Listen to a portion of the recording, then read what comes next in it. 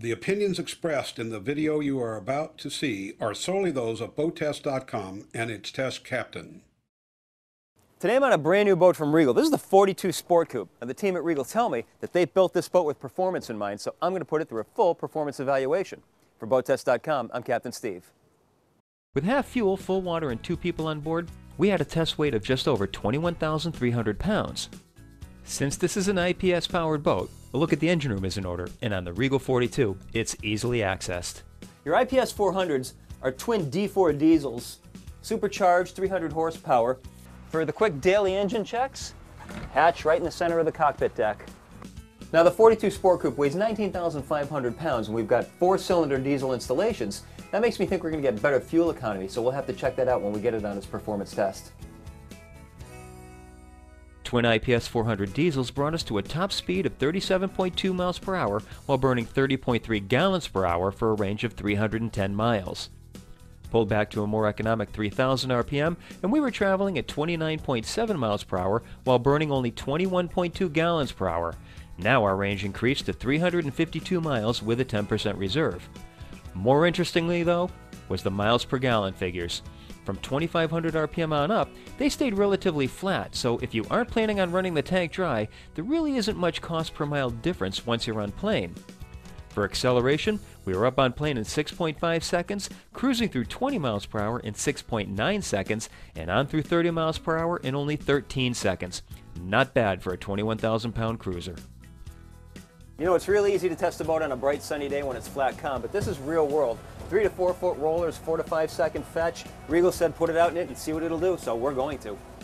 In a following sea, the 42 Sport Coupe seems to be handling it quite nicely. It rides naturally bow high by about 5 to 8 degrees, so we're coming into the back of the following seas quite well instead of stuffing the bow. Coming around into a beam sea, and the 42 Sport Coupe's handling it very nicely. I expected us to be rolling back and forth violently, but we're not at all. We're staying very calm, very stable. I wouldn't want to be serving drinks in this, but it's very comfortable. Now when we came around into a head sea, we were definitely doing a lot of pitching. Where I expected that we would be pounding into the next wave, it never happened. We just settled right into the next wave, and it was very comfortable, throwing water well off to the sides. Love the amount of visibility on the 4200 Sport Coupe. Nearly 360 degrees with the exception of the window mullions and the hardtop supports. Regal has gone with a very uncluttered panel, and the way that they've done that is by having 2 multifunction gauges that are connected to the Volvo Penta EVC or electronic vessel control. Just by turning a little thumb knob, you can change the display to whatever you would like to have, giving you all the information that you need. Over on the starboard side, your digital throttle controls mounted on the horizontal. Right behind them, your trim tab controls, which I have found not to be necessary on this boat. Joystick control for your IPS pods, and electrical systems. Moving over to the port side, we've got a very comfortable settee. Great for sitting and enjoying the captain's company, or facing aft and lounging while watching the wake shrinking into the distance. There's a pedestal base for adding a table here, so you can even turn it into a small dining area. Moving back to the starboard side, aft of the helm, we start with a drop-down flat screen TV, stainless steel sink, and to the right of that, a Kenyan electric stove. Now, you might be thinking an electric stove right underneath the TV, but it is a smoke-free stove. Refrigerator, ice maker. There's access to the cockpit deck from both port and starboard, but when you have a lot of people on board and you need more seating, you can put in the filler seats right here, and now you can accommodate everyone. The aft cockpit has wraparound seating, also reversible, to turn into a chaise lounge for the sun pad. And notice that it has 2 positions. By flipping a small toggle, you can restrict how far back the seat goes and make it a little more comfortable.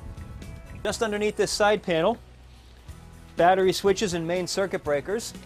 And as a parent, I can really appreciate the easy access to life jackets. The swim platform is very roomy with pop-up cleats in the corners that are great for when you want to crisscross your lines. You're not creating a tripping hazard. Boarding ladder right in the center. On the left-hand side, you've got a hose connection for the city water, plus a retractable shower. Over to the starboard side, your shore power connections that are also on retractable reels. Looking at the features of the bow, we start with a remote control guest spotlight. In the center hatch, dual gas assist struts will hold the hatch up. Anchor, Lumar windlass, a cleat for holding the anchor in place. There's even a courtesy light for working the gear at night. Now, as we move back a little bit, we've got double wide sun lounge, and by lifting up the back, it easily converts into chaise lounge. Grab handles on either side and stainless steel drink holders. Since the Regal 42 is powered by Volvo Penta IPS pods, it is maneuvered by a joystick, and it's easy enough for anyone to do it. So if you have confidence issues about handling a boat this size in a confined space, no need to worry. The 42 Sport Coupe can be moved in any direction with fingertip ease. So that's our look at the performance and handling of the Regal 4200 Sport Coupe. For BoatTest.com, I'm Captain Steve. We'll see you on the water.